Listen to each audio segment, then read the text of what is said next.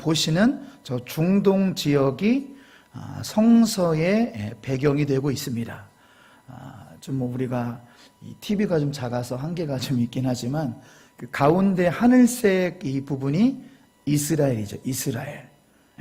이스라엘. 그 옆에 노란색이 요르단. 우리 동암 성지순례 1기팀이 요르단과 이스라엘을 작년 가을에 다녀왔죠. 그리고 좀 위로 좀 올라가면 위에 있는 노란색이 우리 교회 그 서영광 선교사님의 사역했었던 터키라는 나라고요. 이제 여기서 바울이 사역을 또 많이 했죠. 그 다음에 그 좀 위로 좀 더 올라가 보면은 이쪽 오른쪽 그 전사님 고향 좀 비춰줘 보세요. 못 찾네. 위에인데 아제르바이잔. 우리 주전사님이 저기서 태어났어요. 아제르바이잔. 그리고 그 밑에 이라크 좀 내려와서 자, 그 분홍색 이라크가 오늘 본문의 배경이 되는 바벨론이 저기 있는 거예요. 다음 사진 보실까요? 자, 이스라엘은 우리나라처럼 남북이 분열됐어요. 남북이 분열이 돼서 북이스라엘, 남유다라고 말하는데 북이스라엘은 아수르 제국으로부터 무너졌습니다. 그러나 영원한 제국은 없어요. 아수르를 또 바벨론이 또 함락했어요.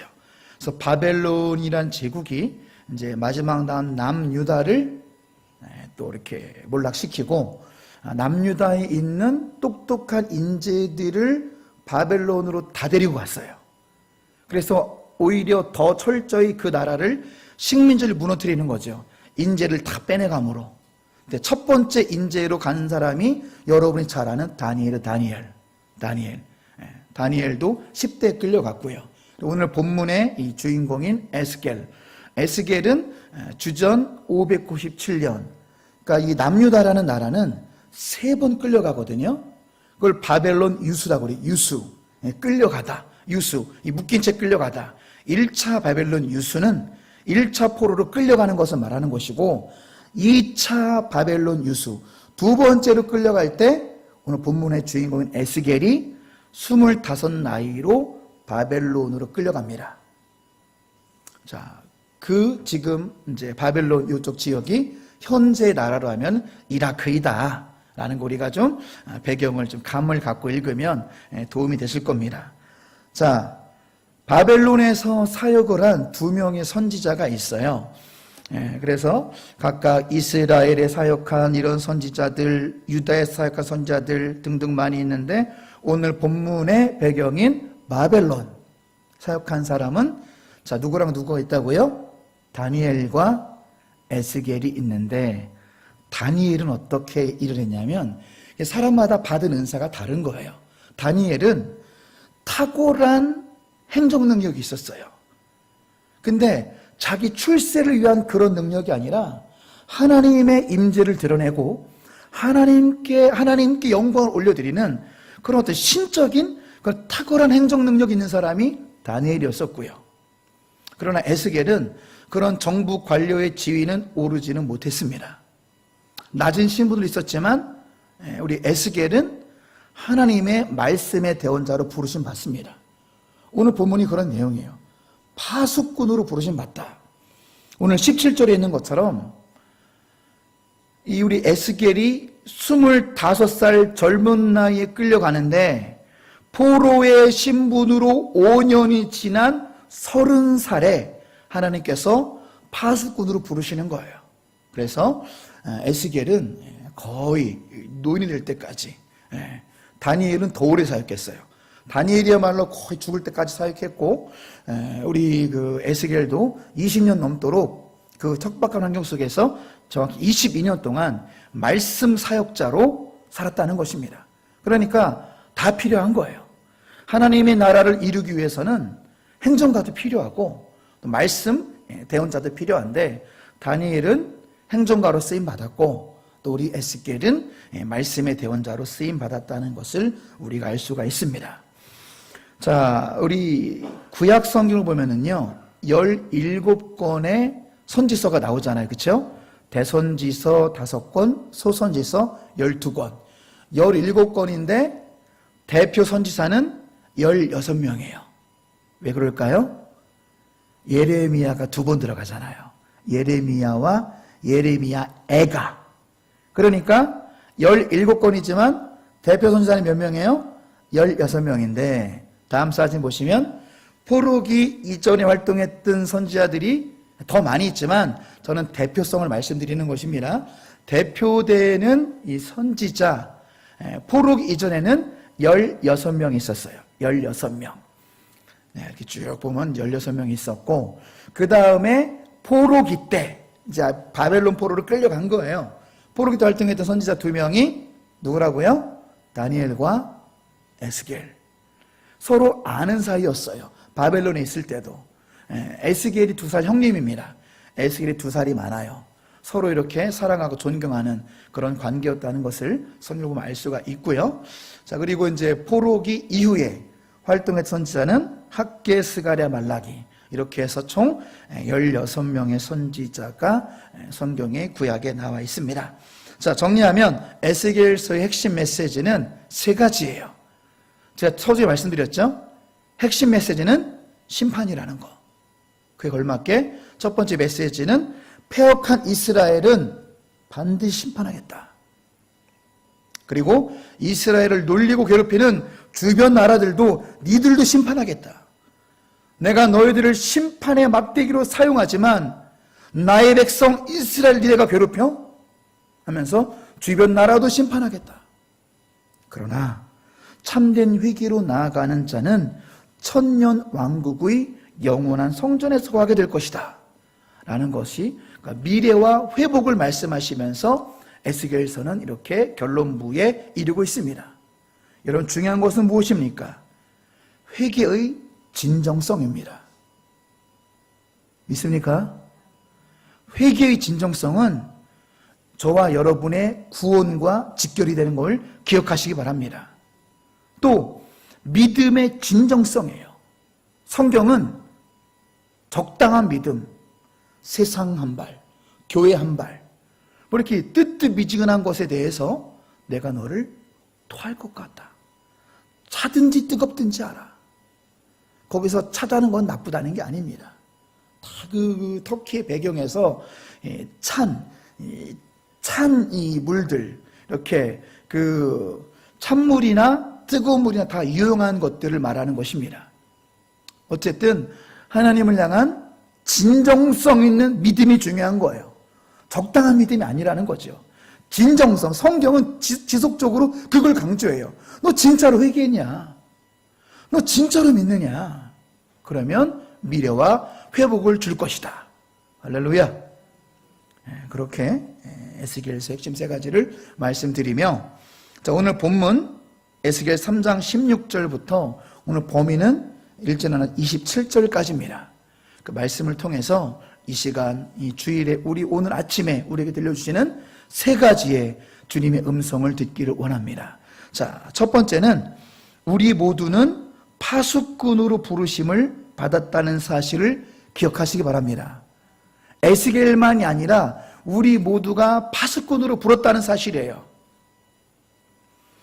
에스겔이 포로로 끌려갔을 때 25살이었고 30살에 파수꾼으로 부르심을 받았습니다. 파수꾼의 의미는 히브리어로 차파라고 하는데, 이 차파의 뜻이 뭐냐면 관찰하며 망을 보는 사람이라는 거예요.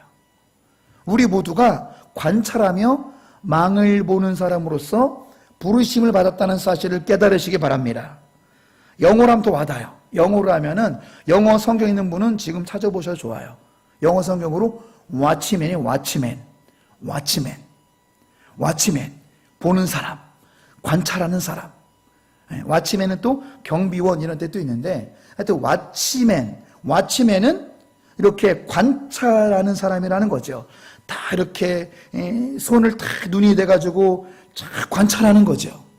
그게 우리의 부르심인데, 저 영혼이 과연 천국으로 향하고 있는가? 저 영혼이 과연 지옥으로 향하고 있는가? 관찰하는 그 사명이 우리한테 있다라는 사실입니다. 그래서 오늘 설교의 제목이 이 시대의 파수꾼 우리. 성경이 오늘 메시지라는 거예요. 17절 하반절에 보세요. 깨우치라는 이 히브리어가 있어요. 깨우치라. 17절 하반절.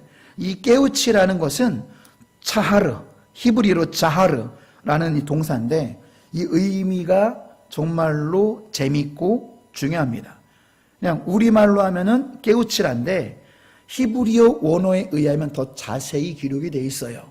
깨우치의 의미가 뭐냐면 네가 경고해서 정신을 번뜩 나게 하다. 이게 바로 깨우치라. 히브리어로 자하르. 우리가 바른 복음을 전해서 바른 말을 하여 진리의 말씀을 전하여 아직도 모르고 있는 그들이 정신이 번쩍 나게 하다. 이 깨우치라의 원래 뜻입니다. 이 여러분 우리 사명이라는 거예요. 우리 주변의 사람들을 정신 번쩍 나게 할 정도의 사명으로 우리가 부르심 받았음을 기억하시기 바랍니다. 여러분 17절의 깨우치라의 이 의미는 이 또 문자 그대로 깨우칠 때까지 그들에게 바른 말을 하라는 거예요. 마치 신약성경 마태복음 28장 19절 20절에 보면은 모든 민족을 제자로 삼으라고 말씀하고 있죠. 언제까지요? 가르쳐 지킬 때까지. 그러니까 주님 원하시는 것은 예수 믿으세요. 우리에게 와보세요. 이게 우리 책임을 다한 것이 아니라 그들이 말씀을 듣고 정신을 번쩍 차려서 그들이 깨달을 때까지 깨우치는 것이 파수꾼의 사명이요 우리의 사명임을 기억하시기 바랍니다. 우리의 사명이에요. 끝까지 사랑하라는 것입니다. 중도에 포기하지 말고 그 사람이 아무리 악하게 나올지라도 끝까지 깨우쳐주라는 거예요. 가르쳐 지킬 때까지 제자로 삼으라는 것입니다. 끝까지 깨우쳐주고 바른 말씀, 바른 복음으로 끝까지 깨우쳐주는 것이 파수꾼의 사명이요 우리의 사명임을 기억하시기를 축복합니다. 사랑하는 성도 여러분, 요즘 코로나 때문에 주변을 보면은 온통 마스크를 쓰고 다니는 우리 이웃들을 볼 때 우리는 어떤 생각을 해야 될까요? 육신의 건강만 생각할 것이 아니라 영혼의 건강을 챙겨야 되는데 생각해야 되겠지요. 우리 이웃들의 공허한 눈빛을 보면서 우리는 무엇을 생각해야 될까요? 그들은 모두 주가 필요해. 깨지고 상한 마음 주가 여시네. 그들은 모두 주가 필요해. 모두 알게 되리 사랑의 주님. 할렐루야. 아무튼 여러분들 우리 주변의 모든 사람들에게 단순히 예수 믿으세요 라고만 그치는 것이 아니라 오늘 첫 번째 메시지는 바로 그거예요. 어디까지냐면 깨우칠 때까지 바른 말을 해주라는 거예요.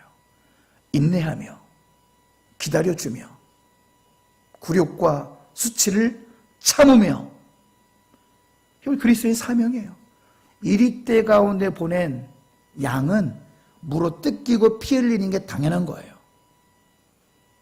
수치와 굴욕을 감당하며 그들이 깨우칠 때까지 바른 말씀을 전해서 오늘 자하르라는 뜻처럼 그들이 경고의 말씀을 듣고 정신을 번쩍 차릴 정도로 그런 파수꾼의 사명을 감당하는 우리 모든 그런 신자의 삶을 살아가시길 주님의 이름으로 축원합니다. 자, 두 번째 메시지는 악인과 의인 모두에게 하나님 말씀을 전할 자로 부르심을 받았다라는 사실입니다. 예언자는 히브리어로 이쉬 나비라고 합니다. 이쉬는 사람, 나비는 선지자 이런 뜻인데요. 이쉬 나비, 이제 예언자를 말하는데 그것은 예언하는 사람이란 뜻입니다. 예언자는 그럼 물론 특별한 사람도 예언자겠지만 예언자라는 의미는 바로 이렇습니다. 다른 이들을 회개하도록 경고하고 권면하여 그들의 구원을 돕는 사람을 예언자라고 하는 것입니다. 우리의 부르심이에요. 우리가 경고도 하고 권면도 해서 그들 모두가 구원에 이르도록 하는 역할이 바로 예언자, 이 파수꾼의 사명인데요. 자, 오늘 18절 말씀 보시면은 자, 그런 내용이 나와요. 악인을 깨우치라는 거예요. 우리 주변의 수많은 악인들, 불신자들을 깨우치라는 것입니다. 그들이 직접적으로 하나님의 말씀을 전하라는 거예요. 18절 말씀, 너 그렇게 살면 죽을 거야 라는 걸 그대로 전해주라는 거예요. 미화시키지 마세요, 여러분. 성경의 말씀은요, 여러분 전도도 마찬가지고요, 설교도 마찬가지예요. 인간이 이렇게 가미시키거나 이렇게 너무 미화시키면 안 되는 거예요. 말씀을 그대로 전했을 때 충격의 효과가 있거든요. 주님의 명령은 뭐예요? 여러분의 주변의 불신자들에게 말해주라는 것입니다. 너 그렇게 살다가 죽어. 18절 말씀이에요. 너 그렇게 하나님을 우습게 여기다가 너 진짜 큰일 난다. 너 진짜 그래도 죽는다. 그런 명령 앞에 순종해서 너 빨리 회개하고 주님께로 돌아와라. 너 그렇게 계속 살다가 너한테는 영원한 죽음이 있을 거야. 이렇게 바로 알려주라는 말씀이 18절 말씀이에요. 이것이 바로 여러분 깨우치다는 깨우치다. 반복되잖아요. 18절에. 17절에도 깨우치라. 17절 깨우치라. 18절에 깨우치지 아니하거든. 어떤 일이 일어납니까? 우리가 깨우쳐주는 말을 전하지 않아서 그 영혼이 죄악 중에 죽는다면, 자, 뭐라고 말씀하십니까? 18절 하반절, 그 악인은 그의 죄악 중에서 죽으려니와 내가 그의 핏값을 누구에게 찾아요? 네 손에서 찾을 것이다. 우리에게 하시는 말씀입니다. 우리가 전하지 않아서 그들이 지옥에 간다면 그 책임을 우리에게 묻는다고 말씀하시는 거예요. 여기서 핏값을 내서 찾는다는 것은 단순히 혼나는 정도가 아닙니다. 자, 중요한 단어가 네 손에서 찾을 것이고, 18절 하반절에 찾을 것이고는 이스라엘 말로 바카쉬라고 하는데, 이 의미가 뭐냐? 찾을 것이고 바카쉬의 의미가 뭐냐면 탄원하다는 뜻이에요.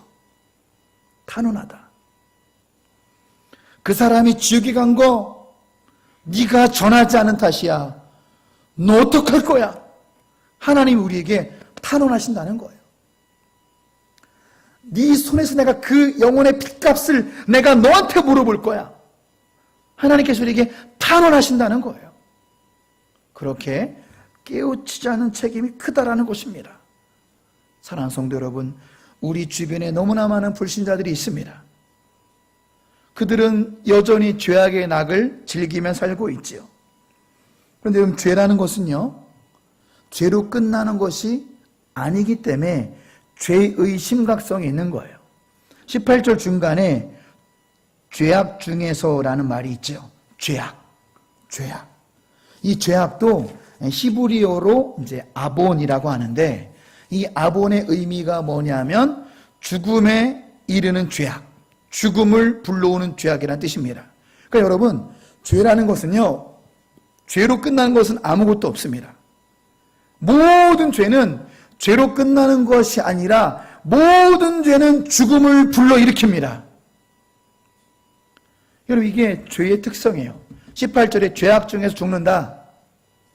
모든 죄는 죽음을 불러온다. 이 사실을 불신자들에게 깨우쳐 주시기를 바랍니다. 이것이 우리의 사명이에요. 그러나 반대로 19절 말씀 보시면 우리가 막 깨우쳐줬어요. 우리는 충분히 얘기했습니다. 너 그렇게 살면 안 돼. 그래, 하나님을 등지고 살면 안 돼. 그렇게 충격요법을 줬으나 그들이 끝끝내 돌아오지 아니하면 19절 말씀 보세요. 그 책임이 우리에게 없고 너는 내 생명을 보존하리라. 우리 책임이 없다라는 거죠. 우리는 깨우칠 때까지 바른 말을 해주는 것이 우리의 사명이요, 파수꾼의 사명이라고 성경은 말씀하고 있습니다. 그런데요, 자, 더 주목하기 원하는 것은 이 깨우치는 말씀이 필요한 사람이 불신자만이 아니라 교회를 다니고 있는 사람들에게도 필요하다라는 거예요. 그것이 20절 말씀입니다.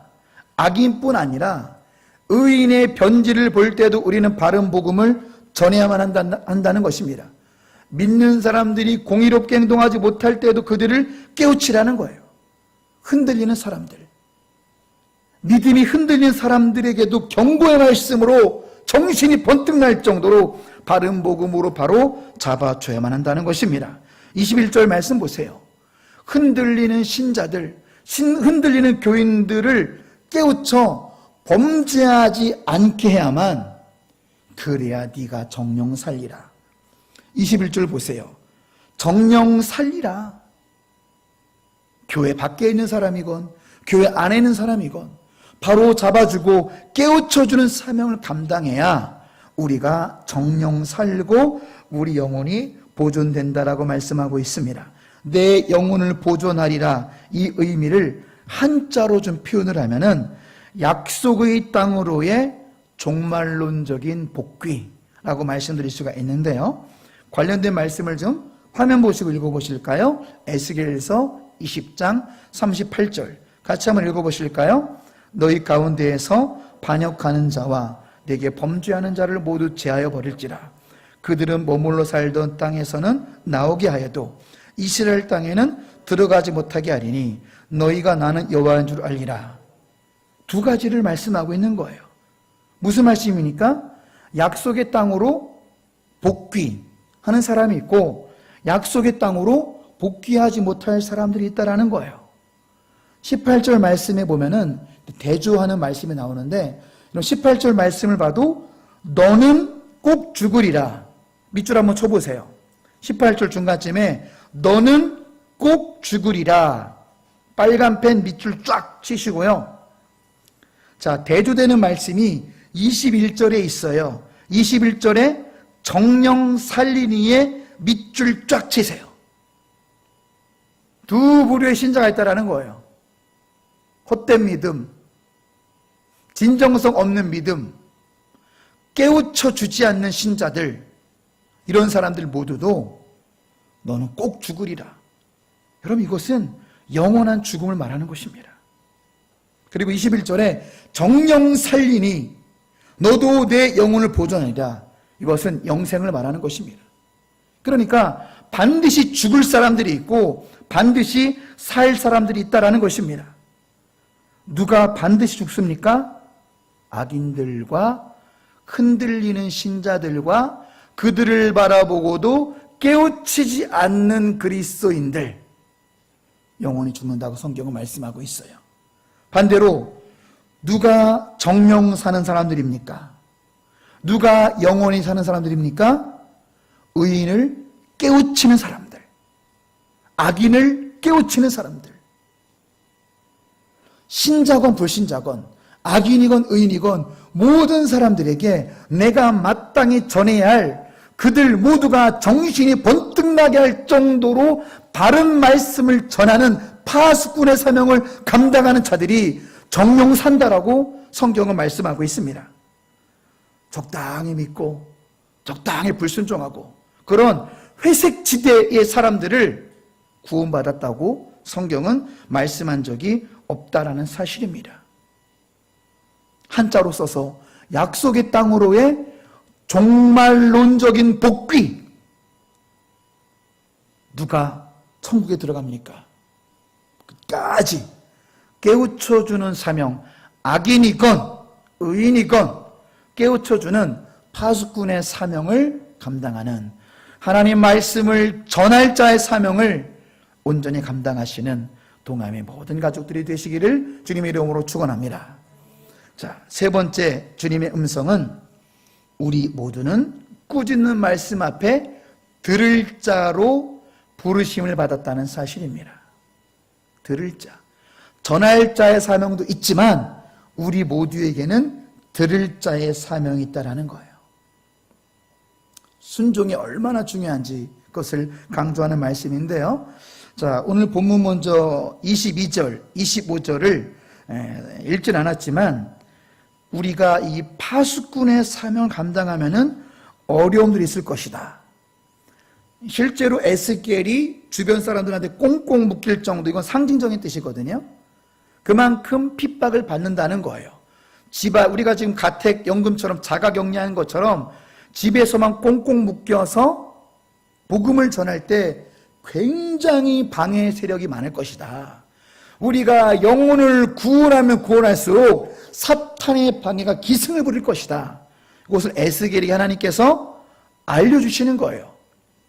그러면서 26절, 27절은 복음이 얼마나 중요한지, 하나님 말씀이 얼마나 중요한지 귀하게 여기라는 거예요. 그래서 자 26절 보시면은요, 하나님 어떻게 하시냐면은 에스겔의 혓바닥을 입천장에 붙여버립니다. 그러니까 깨우치는 말씀을 전할 자인데 꾸짖는 자의 사명을 감당하지 못하게 하세요. 이유가 무엇입니까? 26절 하반절 보세요. 그들은 어떤 족속이라? 패역한 족속이라. 말씀을 전해도 말씀을 비웃고 말씀을 우습게 알고 꾸짖는 말씀이 영혼을 깨우는 말씀인 줄 모르고 말씀을 거부하는 그들에게 전하지 말아라. 파수꾼의 사명인 에스겔의 혀를 입천장에 붙여버리는 거예요. 귀한 말씀을 귀하게 여기지 못하는 자들에게는 줄 필요가 없다라는 단호한 주님의 심판의 메시지라는 사실입니다. 그와 똑같은 말씀이 어디에 있죠? 그와 똑같은 말씀이 우리 신약성경 마태복음 7장 6절에 보면 예수님이 이렇게 말씀하고 있어요. 거룩한 것을 개에게 주지 말며 너희 진주를 돼지 앞에 던지지 말라. 무슨 말입니까? 복음을 전하지 말란 말씀이 아니라 복음을 우습게 여기고 복음을 훼손하는 자들, 끝까지 말 안 듣는 자들에 대한 주님의 심판이에요. 계속 전해보시고 기다려주시고 끝까지 선지자들을 통해서 전도자를 통해서 계속해서 말씀을 전했는데도 불구하고 돌아오지 않는 자들에게 아예 더 이상 말할 가치가 없다. 혀를 입천장에 붙여버릴 정도로. 그러니까 주님의 참으심은요, 영원한 참으심이 아닙니다. 계속 복음을 전하시고 계속 기다려 주시지만 끝까지 돌아오지면 아니하면 이런 무서운 심판이 있다는 것을 알려줘야만 된다는 사실입니다. 그래서요, 에스겔 전체 읽어보시면 에스겔의 혀가 입천장에 붙어버리는 기간이 무려 7년이에요. 7년. 7년 동안 입천장에 붙어버리고 27절 말씀 보시면 계속 붙어있는 것이 아니라 이제 하나님이 허락할 때는 간헐적으로 말씀을 전합니다. 하나님이 입을 여실 때만 말씀을 전하게 돼요. 그러니까 말씀이 얼마나 귀한 줄 깨달으라는 거예요. 이 경고의 말, 꾸짖는 말, 꾸짖는 자의 사명, 꾸짖는 말씀, 책망의 말씀이 얼마나 귀한 줄 알라라는 거지요. 우리는 꾸짖는 말씀을 통해서 영혼이 깨게 되고 영혼이 정신을 번쩍 차릴 정도로 이 꾸짖는 자의 말씀이 너무나 중요하다는 것을, 귀하다는 것을 알라라는 거예요. 그래서 하나님께서 에스겔의 입술을 열 때만 하나님 말씀만이 선포됐어요. 할렐루야. 그럼 그게 진짜 설교입니다. 저는 예화를 별로 쓰지 않습니다. 말씀 전할 시간도 없는데 저는 예화를 전할 시간이 없어요. 말씀만 풀이해도 지금 시간이 좀 부족한데. 그러니까 하나님의 말씀이라는 것은요, 물타기 하면 안 된다는 거예요. 말씀을 그대로 신중하게 전하라는 거죠. 여러분, 아무쪼록 오늘 말씀을 통해서 우리가 꾸짖는 자의 말씀이 선포될 때 27절 하반절에 보면은 두 부류가 나타납니다. 들을 귀가 있는 사람들은 말씀을 듣고 순종합니다. 이들이 정령 살리라의 주인공이에요. 그런데 27절의 말씀을 잘 보셔야 돼요. 27절 하반절에 듣기 싫은 자는 듣지 아니하리니. 듣기 싫어하는 자들은 이제 말씀을 들었어요, 안 들었어요? 들은 자들이에요. 듣기 싫어하는 것은 하나님 말씀이 들리고 경고의 말씀이 들리고 책망의 말씀 들으면 마음의 문을 딱 닫아버린다는 거예요. 아니, 또 목사님 뭐 하라고 그러네. 아니, 뭐 맨날 순종하라고 그러네. 뭐 전도하라고 그러네. 그냥 마음의 문을 닫아버리는 거예요. 이건요, 교회 안에 있는 우리들을 말하는 것입니다. 듣기 싫은 자는 듣지 아니하리니 책망의 말씀이 내 앞에 있는데 26절에 너무나 귀한 꾸짖는 자의 말씀, 너무나 귀한 꾸짖는 자의 말씀이 내게 들려지는데 나의 고집대로 나의 아집을 꺾지 않고 내 방식대로 사는 사람들, 교회 안에 그런 사람들 있습니까? 없습니까? 많죠. 그런 사람들은요, 정령 살리니에 들어가지 못합니다. 약속의 땅으로의 종말론의 복귀에 들어가지 못한다는 것을 깨우쳐 주라는 것입니다. 이것을 충남 사투리로 표현하면 이런 태도인 거지요. 말씀은 뭐 다 좋은 거지 뭐. 교회 가면 다 좋은 말씀 아닌겨. 근데 나는 어떻게 말씀대로 살아. 내 방식대로 사는 거지. 어떻게 성경대로 살아. 내 말씀대로 사는 거지 뭐. 아니, 그렇게 못 살아. 그런 태도에 대해서 성경은 뭐라고 말씀하고 있죠? 괜찮아요 라고 말하고 있나요? 오늘 성경은 그러한 미지근한 태도에 대해서 괜찮지 않다 라고 말씀하고 있습니다. 성경대로 말씀드리면 26절 하반절, 그렇게 교회를 다니면서도 자기 고집대로 사는 사람들을 패역한 족속이다 표현하는 거예요. 교회의 무리 안에 자꾸만 들어오려고 하지만 27절 하반절, 자기 고집대로 신앙생활하는 사람들을 반역하는 족속이라고 말씀하고 있습니다. 그래서 오늘 세 번째 주님의 음성이 무엇입니까? 들을 자로 사시기 바랍니다. 책망의 말씀 앞에 꾸짖는 말씀이 우리 영혼을 깨우치고 살립니다. 꾸짖는 말씀 앞에 들을 자로 사시기를 축복합니다. 자기 고집을 내려놓고 순종하는 자로 살아가는 것이 들을 자의 삶이고, 그런 삶을 사는 자에게는 정령 사는 은혜가 있을 것이며, 그렇게 자기 고집을 내려놓고 순종하는 자들은 약속의 땅, 영원한 도성, 새하늘과 새 땅, 에스겔의 표현식으로 표현을 하면은 그렇게 진심으로 책망의 말씀 앞에 순종하는 자들이 약속의 땅으로의 종말론적인 복귀가 성취가 될 줄로 믿습니다. 말씀을 정리하고 마치겠습니다. 에스겔서 핵심 주제가 서두에 뭐라고 그랬죠? 심판입니다. 오늘 우리는 심판의 말씀 앞에 어떻게 살아가야 될까요? 우리 화면 보시고 한 말씀 한 말씀 또박또박 읽으시며 결단의 시간이 되시기를 바랍니다. 첫 번째 결단 같이 읽어볼까요? 삶 속에서 파수꾼의 사명을 감당하시기를 바랍니다. 아멘이시죠? 둘째, 삶 속에서 만나는 불신자, 신자 모두에게 깨우치는 복음을 전하시기 바랍니다. 세 번째, 삶 속에서 책망의 말씀이 나에게 들리면 철저한 순종으로 나아가시기 바랍니다. 결론입니다. 그러한 삶만이, 자, 같이 읽어볼까요? 그러한 삶만이 약속의 땅으로의 종말론적인 복귀로 이어질 것입니다. 아멘이시죠? 기도하겠습니다. 하나님, 오늘 주신 말씀처럼